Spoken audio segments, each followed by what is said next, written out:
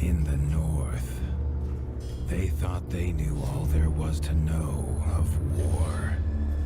Until the War of the Rift. While the Southern King hid, warm in his keep, the Darkwings cut their bloody trail from frozen north to winter's edge. Alone, the Warden and his small garrison turned their whiskers to the icy wind.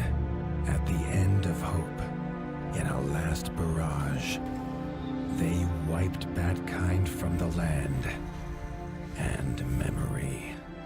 With no sign of the Darkwings' return, in time, few believed them little more than a fairy's tale. But at Mount Cauldron, time had been all they needed. An old enemy claws free of their icy tomb and hungers for vengeance. But not all is lost. King Rattus brings north a cause for hope. A bastard prince, placed in the paws of the Warden of the Wastes to raise as his own. A secret of blood never to be told. Now, fate calls for a hero in a murderous screech. And one young rat will answer.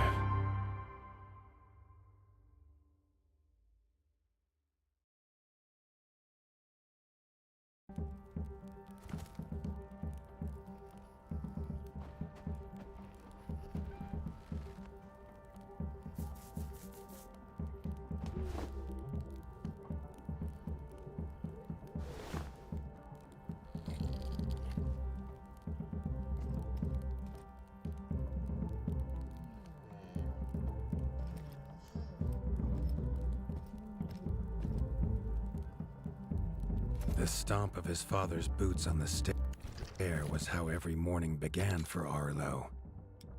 The booming shout to ready himself was louder still. But such was Lord Eivor's zeal at a new day. Dawn was breaking over winter's edge, and Arlo was yet to miss one.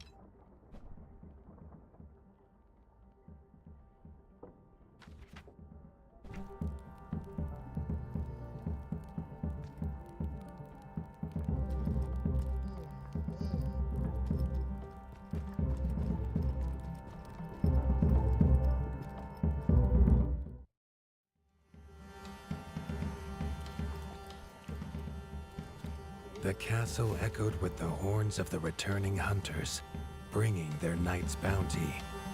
Arlo's little heart quickened to hear it. The only thrill to be found inside the high walls was a hunter's tales of what lay beyond them.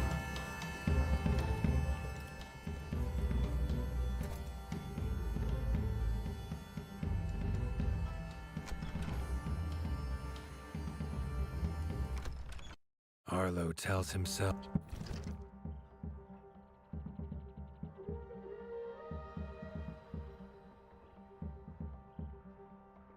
it's a good life here in Winter's Edge. The bustling of contented ratfolk, the crisp mountain air, and without the endless scourge of frogs the southerners suffer. Why should he want for more?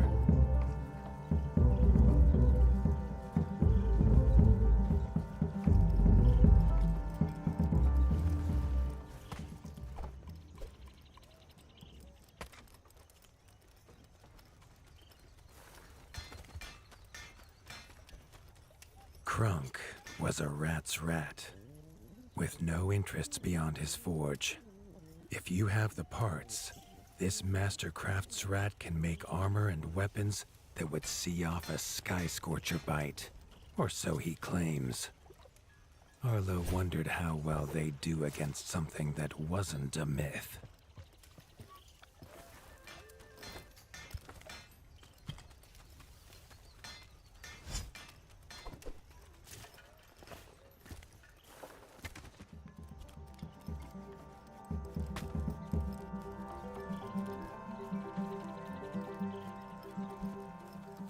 Arlo has no memory of his mother, but Hilda's food was a true taste of maternal kindness. With the right ingredients, she would make meals nourishing to body and soul. Tiki's shop was perhaps Arlo's favorite, as the shopkeeper had wares from far and wide. But getting him to part with his curiosities was never easy. There was no time for tales of the hunt today. Lord Eivor was already dividing what was an excellent haul, happy to see his people provided for. Arlo longed only to join the hunt, to see the ratdom or even the lands beyond. His father called it a fool's wish. Arlo's destiny was unshakable, much like the keep that would become his by birthright.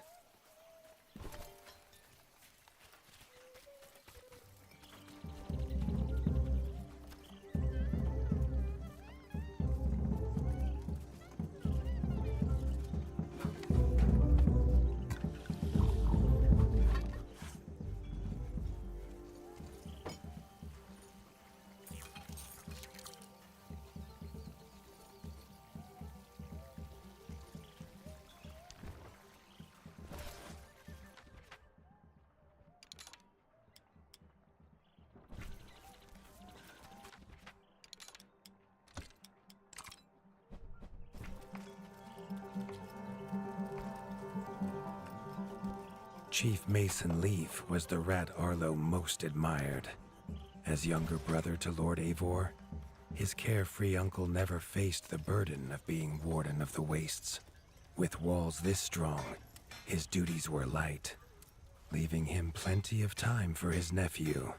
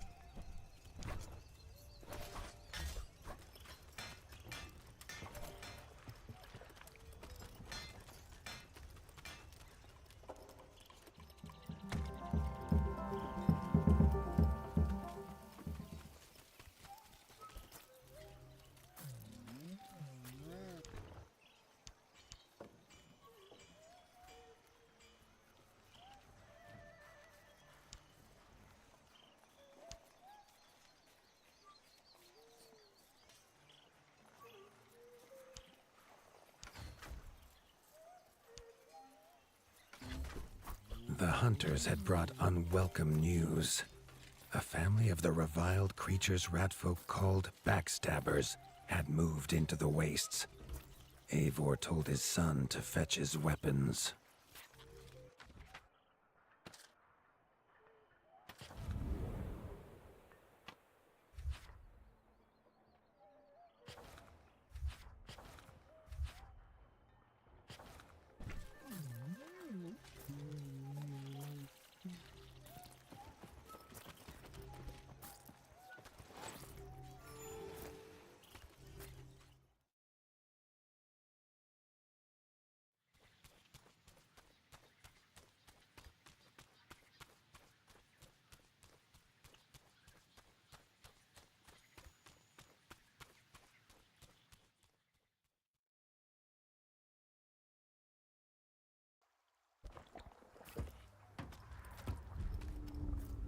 His father had no explanation for suddenly taking Arlo on a hunt.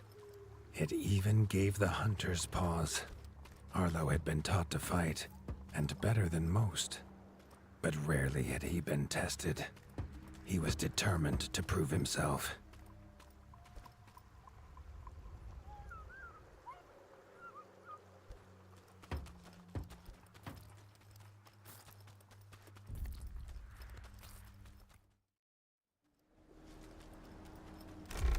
The rugged terrain of the outskirts could have taken all day to traverse, but Arlo's trusty grappling hook allowed him to swing between its many crevices.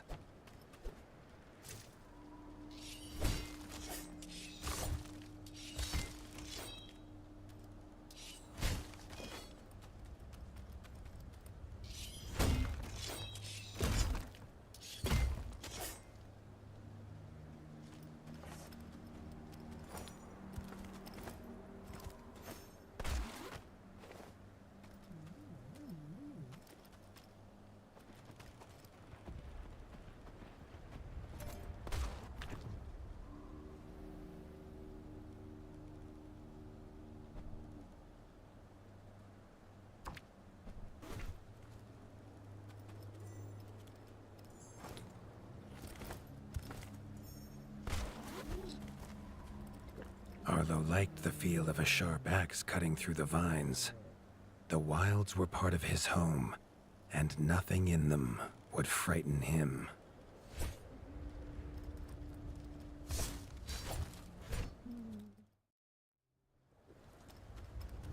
The famous frostberry bushes of the wastes were in full fruit already.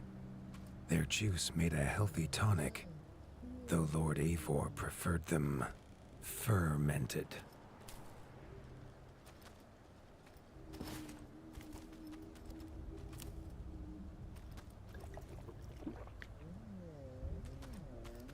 His father was a sturdy rat, built for strength, not speed. So Arlo found it curious that he challenge him to a race. The prospect of the hunt had filled Lord Eivor with a vigor that his son had not seen in years. Or at least since breakfast.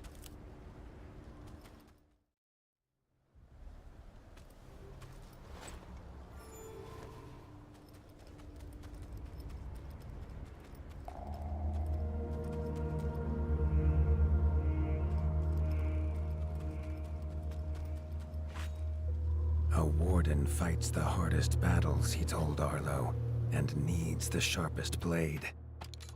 With that, Eivor gifted Arlo his own sharpening whetstone.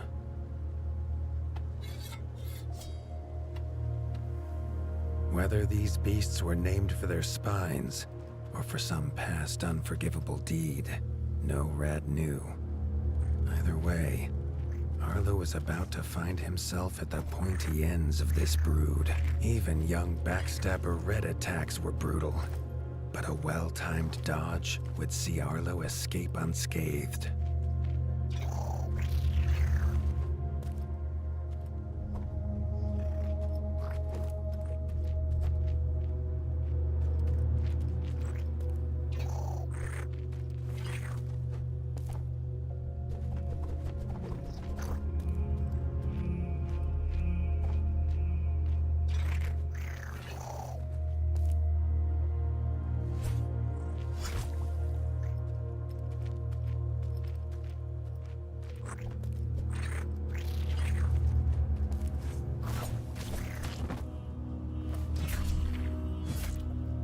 This backstabber lived up to its name with its deadly white attack, but Arlo's shield could block the deadly spikes.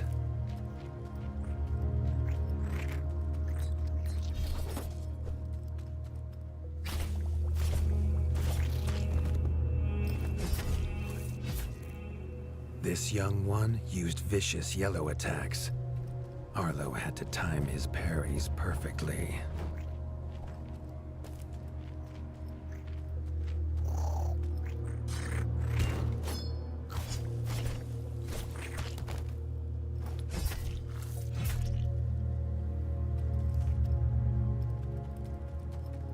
This mother had left her young to fight alone, but the same could not be said of Lord Eivor as he leapt to his son's side.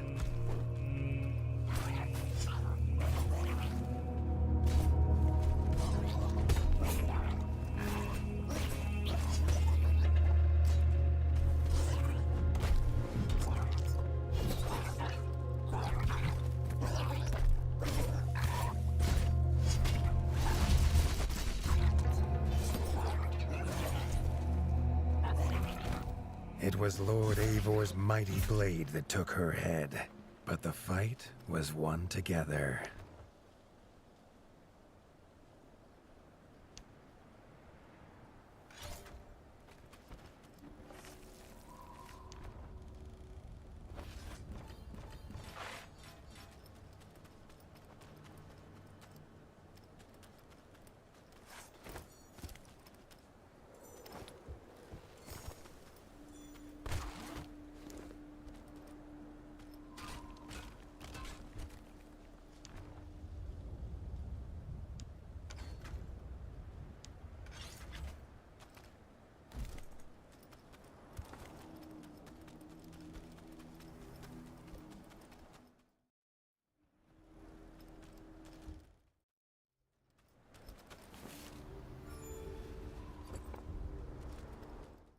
Arlo basked in his father's pride, almost as warm as at the fire inside Winter's Edge.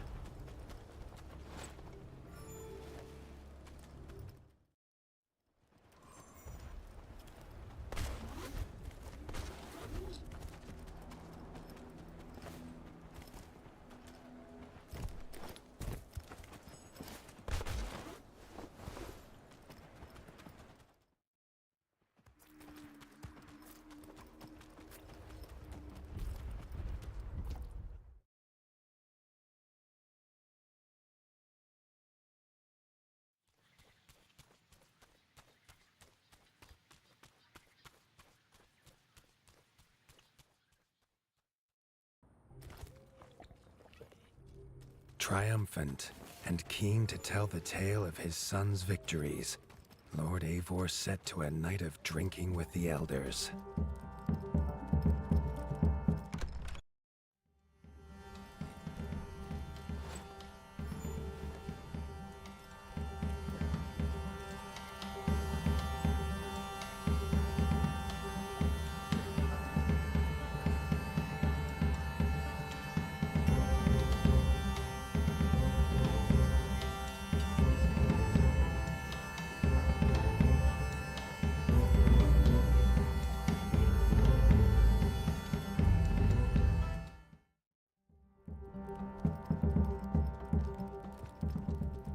Arlo was reluctant to return to his bed, wondering how long he must wait to hunt again.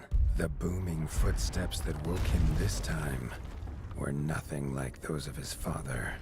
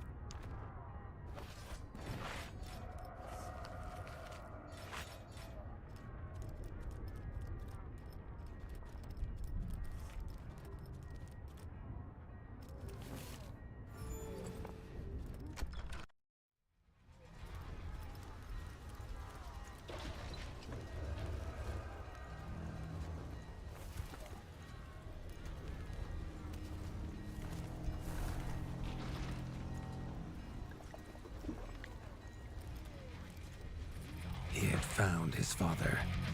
The warden stood alone, holding back a whole Darkwing army, their cruel Count Kazakh leading them. His father charged, but the Darkwing Count was as fast as he was strong. The Winter's crown tumbled to Arlo's feet, now without a head to rest on. There was no time to grieve his father, as from above the Count revealed his greatest weapon, a sky scorcher. Not a fairy's tale, but an undead beast whose very breath could level kingdoms. And its eye was trained on Arlo.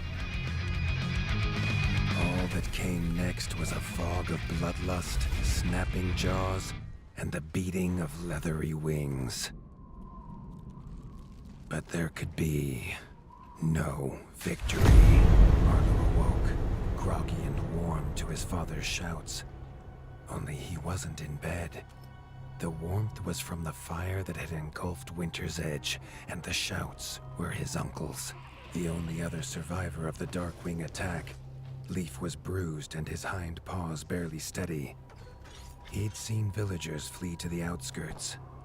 Arlo knew it was up to him to make them safe.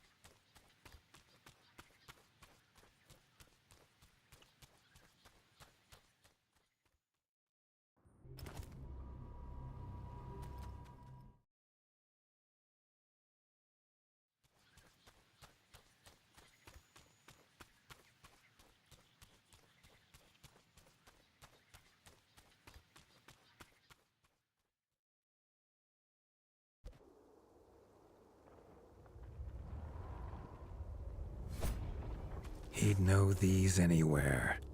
Krunk's smithy hammer and Hilda's chef's knife. Arlo wondered why they would leave them here.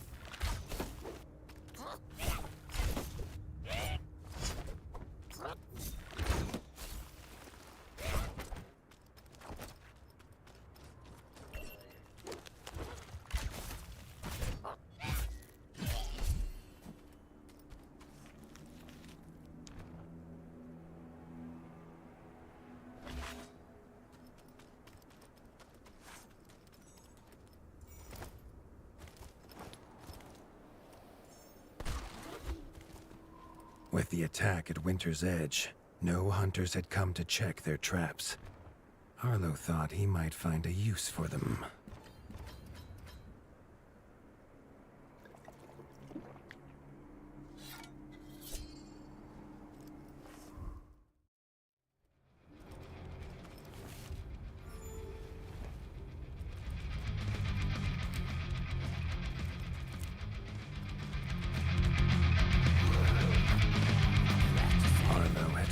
The reason his friends had fled. The taunting shrieks revealed that this was Baron Frostovic, son of the Darkwing who took his father, and therefore a perfect target for his revenge.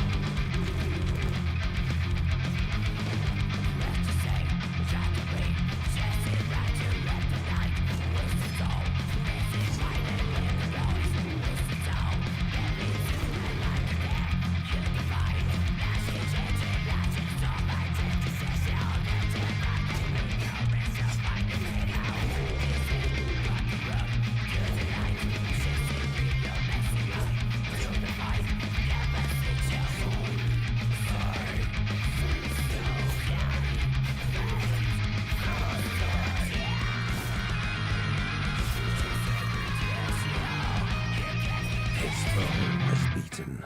But seeing what had been inflicted on Hilda and Krunk, Arlo's need for vengeance was only growing.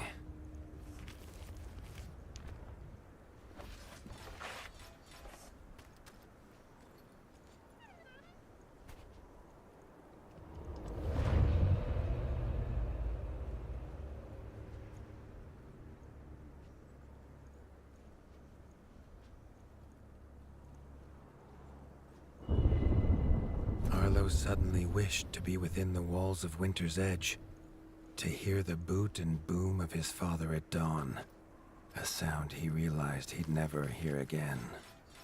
He needed to return to whatever was left and make his plan.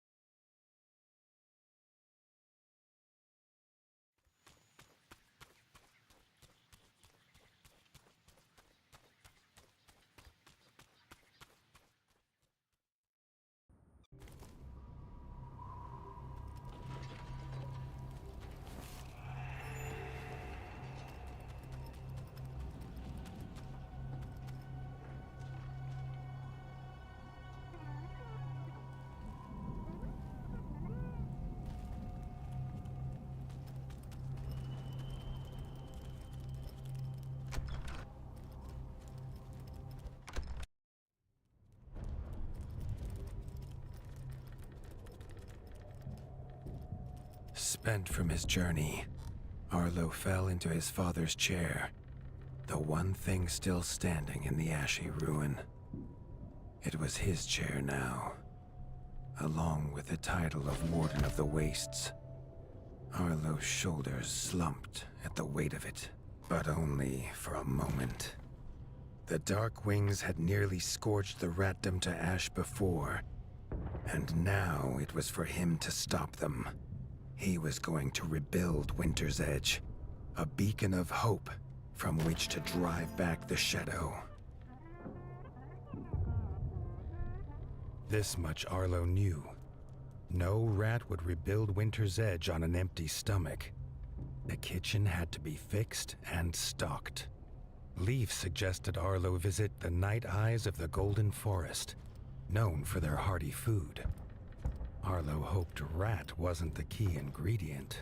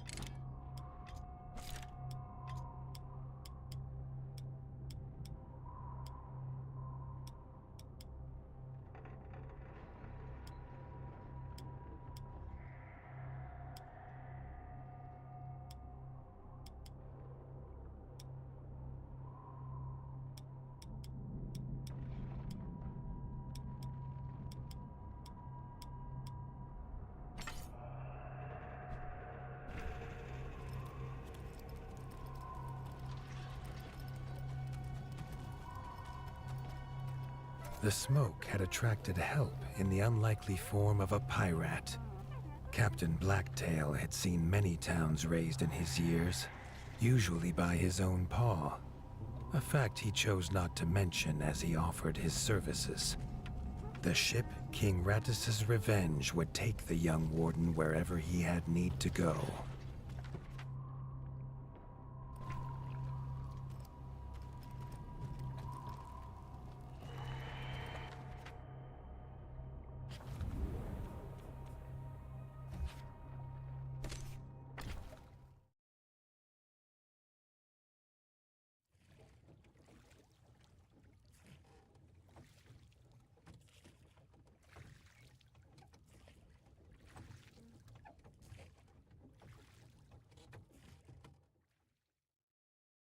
The autumnal gold canopy glimmered in the sunlight, held high by the silver boughs.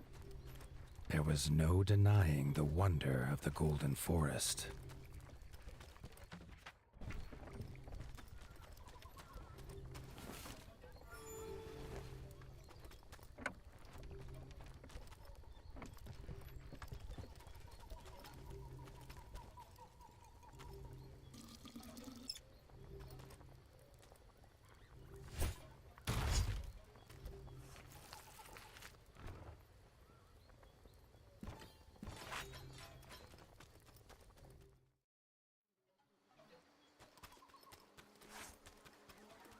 The peace Arlo found beneath the leaves was not to last.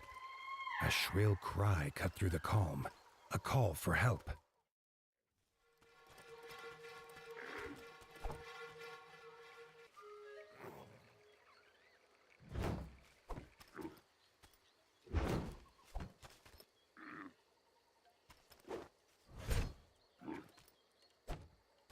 The hoots came from inside the bug farm, along with a stench of pond scum and villainy.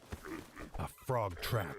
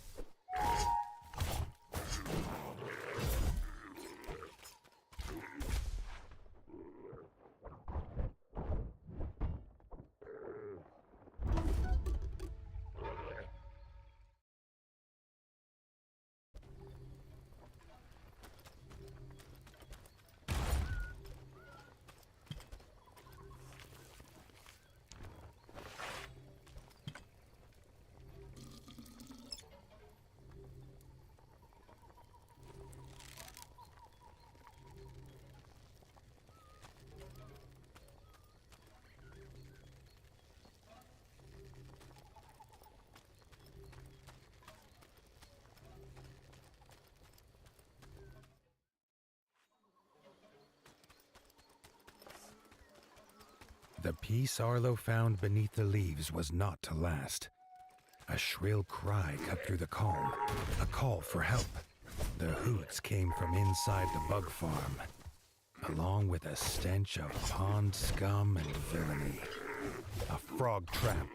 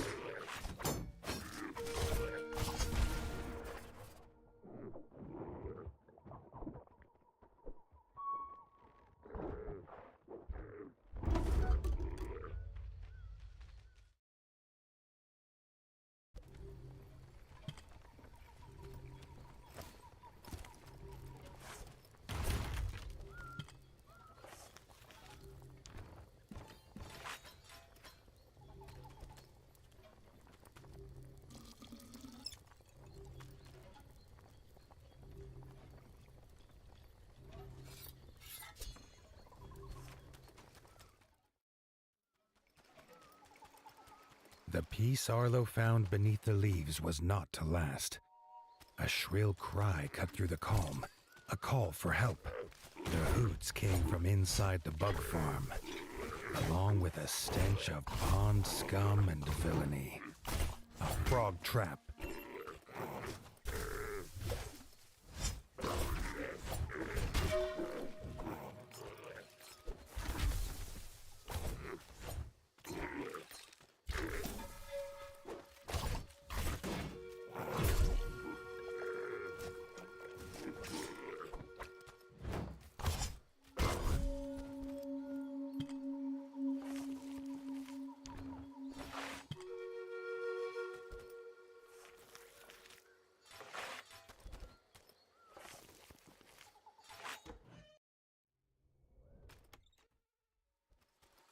Grateful for her rescue, Erica the Ranger offered to guide Arlo to the hidden village of Nestminster.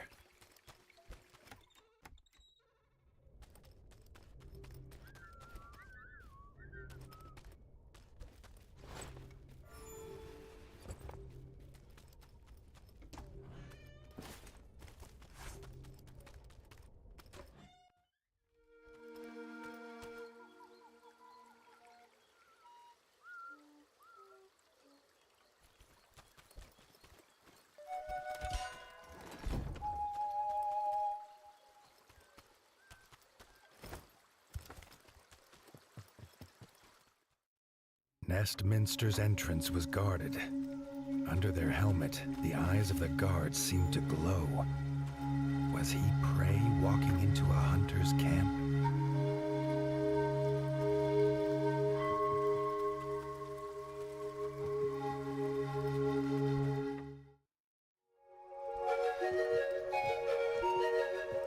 Arlo could not help but gasp at the sight. He had never seen a place so ornately crafted. It was nothing like the cold stone of home.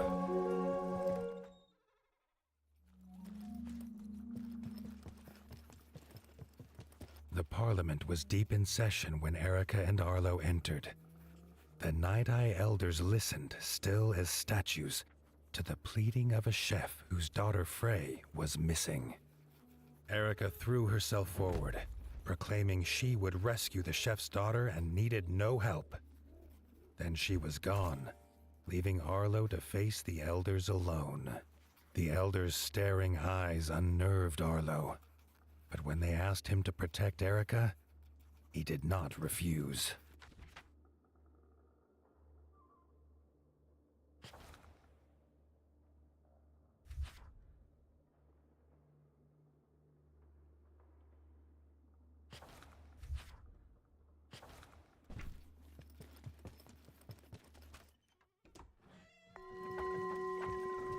Frey's father told them she wanted fish for a new soup recipe.